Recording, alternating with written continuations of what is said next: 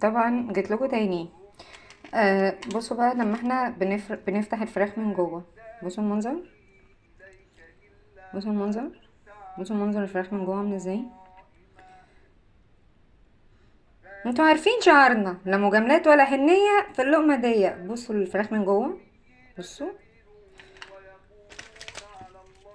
يعني، يعني بصوا الفراخ من جوه عاملة ازاي. ايه ده، ايه ده. يعني هي الوجبة ب175، 3 قطع، 20 دليفري، مع ان هو على الناصية. تمام، بيجي معاها 2 عيش. اوكي، خلي العيش على جنب.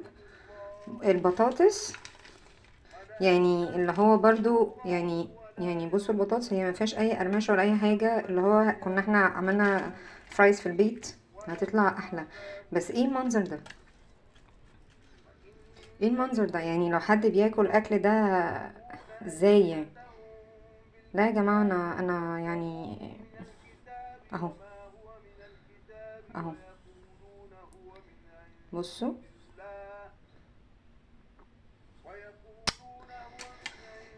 بجد الموضوع يعني شغل بلوجرز يقعدوا يطلعوا ويعملوا ويشكروا في الاكل، والناس تدفع فلوس على الفاضي والله العظيم. ويعني انت عشان تدفع فلوس عشان تاكل، وفي الاخر يجي يحصل لك خيبة امل. موضوع يعني بشع بشع بجد، بجد. يعني تشيكن مروعة يا جماعة، اتفضلوا.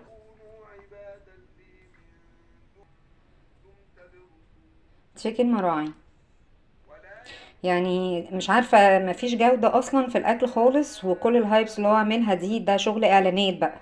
عشان بس نبقى واخدين بالنا، عشان انتوا عارفيني انا مش بلوجر، انا دليدة بجرب عشان اوفر عليكم.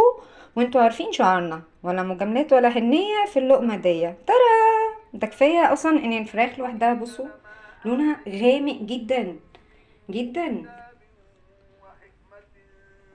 مم.